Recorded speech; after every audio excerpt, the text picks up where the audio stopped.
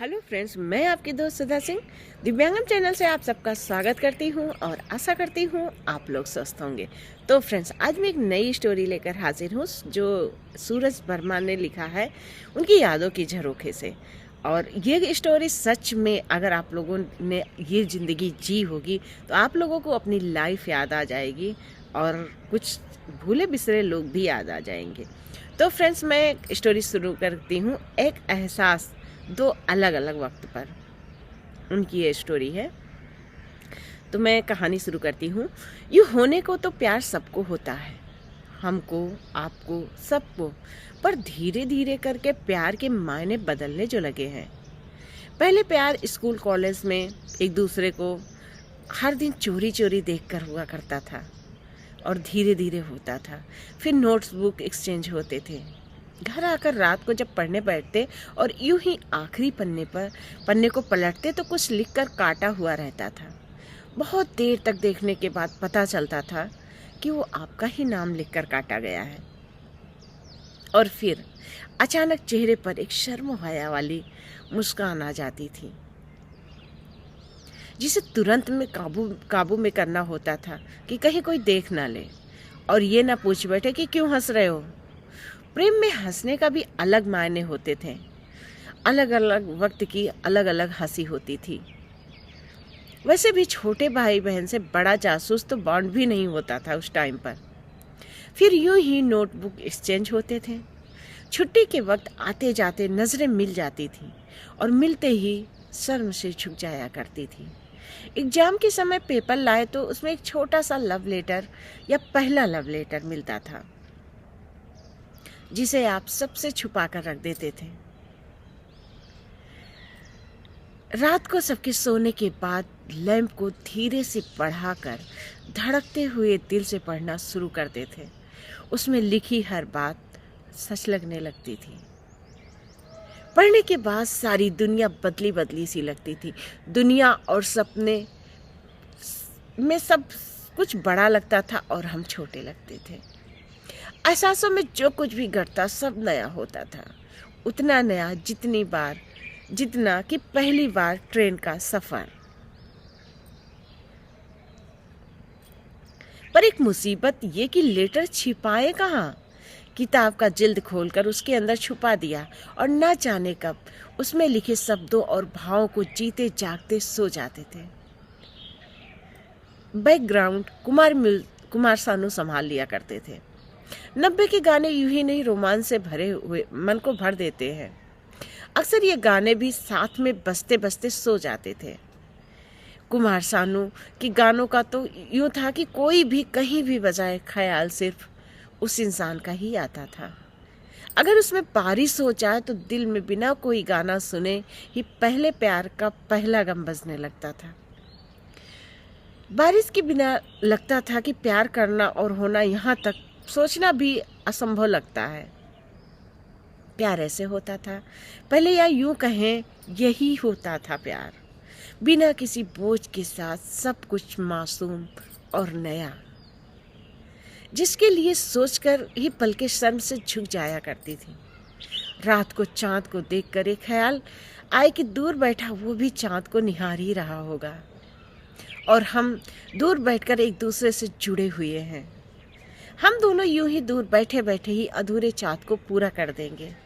सब कुछ विस्तार से घटता और हम समय का सदुपयोग करते हुए पलों को सदियों में गुजरने देते थे।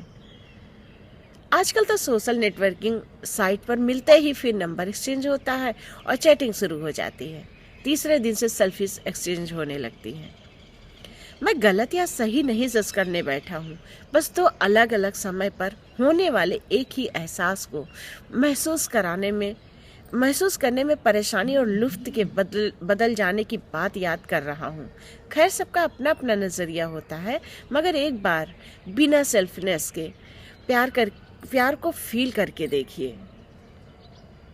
आंखें बंद करके चांदनी रात में पहला पहला प्यार है, पहली पहली बार है। सुनिए कोई और गाना और महसूस कीजिए। टेक्नोलॉजी ने दुनिया को दुनिया के सबसे खूबसूरत एहसास को कितना सीमित करके रख दिया है, बांध दिया है सब कुछ फटाफट। थोड़ा ठहर कर महसूस करके तो देखिए, अजीब ही रुमानियत में खो जाएंगे आप। जीने की चीज को खोने न दीजिए। ये पढ़कर भी किसी खास की याद आ रही हो, या मेरी ये कहानी सुनकर किसी खास की याद आ रही हो, तो भले वो आपके पास ना हो, लेकिन आप लकी हैं, क्योंकि आपने कुछ खोया नहीं है, बल्कि आपने जिया है। तो सूरज वर्मा सर की ये कहानी यादों की कारवां से, जो आजमगढ़ के हैं, मैंने आप लोगों को सुनाई। और सच में आज एक ही प्यार के अलग अलग एहसास हैं। एक ज़माने का प्यार वो हुआ करता था जहाँ पर लोग दिलों में अपने प्यार को महसूस करते थे।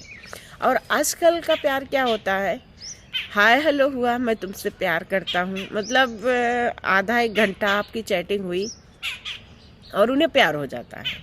और प्यार होने के बाद लड़के लड़कियां आपस में एक दूसरे का नंबर एक्सचेंज करते हैं, और नंबर एक्सचेंज करने के बाद उनमें बातें शुरू होती हैं, वो प्यार होता है। पर पहले प्यार ऐसे नहीं था, पहले प्यार एहसासों का बंधन हुआ करता था।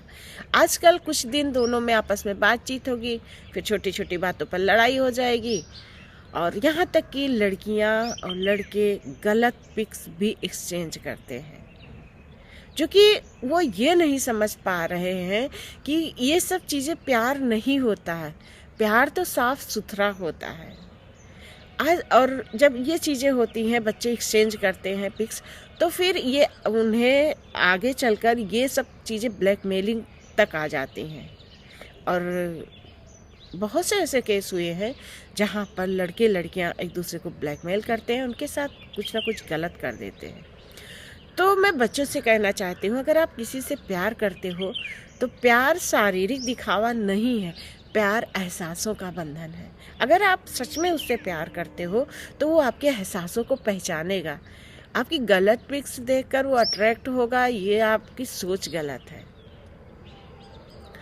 तो एक टाइम का वो प्यार था, जो अगर आपकी शादी भी किसी से हो गई तो वो प्यार जिंदगी भर आपके दिल में एहसास बनकर रहता था, एक अच्छा एहसास बनकर रहता था। लेकिन आजकल क्या है, आजकल तो प्यार होगा सोशल मीडिया पर, इसके बाद लड़ाई झगड़ा होगा, फिर वो दूसरे से शादी कर लेंगे या उनकी दूसरे से शादी हो गई, इसके बाद ज़िंदगी भर अपनी बीवी को वो कष्ट देंगे और वो अपने पति को कष्ट देंगे। मतलब समझिए रिश्तों का पूरी तरह से तहस नहस हो जाता है। तो ऐसे में दोनों की लाइफ पूरी तरह से बर्बाद हो जाती है, या उनके पास कुछ ऐसी चीज़ें हैं जो आपको ब्लैकमेल करेंगे। शादी के बाद भी लड़के, अब तो लड़के ये भी करते हैं कि शादी के बाद भी अगर उनकी गर्लफ्रेंड पहले की रही हो तो उससे वो चाहते हैं कि उनसे उनका रिश्ता सदा बना रहे, इधर बीवी भी रहे उधर गर्लफ्रेंड भी रहे। तो ये सारी चीज़ें गलत है। एक प्यार से प्यार होता है और उसके साथ सिर्फ अच्छी यादें होती हैं, प्यार के साथ कभी बुरी यादें नहीं होती हैं। तो फ्रेंड्स, सर की अगर ये कहानी आप लोगों को पसंद आती है, मेरी बातें तो बहुत लंबी चलेंगी, अगर मैं सर की ये कहानी पसंद आती है तो please like comment and share कीजिएगा। सर की कहानी को ढेर सारा प्यार दीजिएगा। इसी के साथ मैं फिर मिलती हूँ एक नई कहानी के साथ, एक नए जोश के साथ। तब तक के लिए बाय।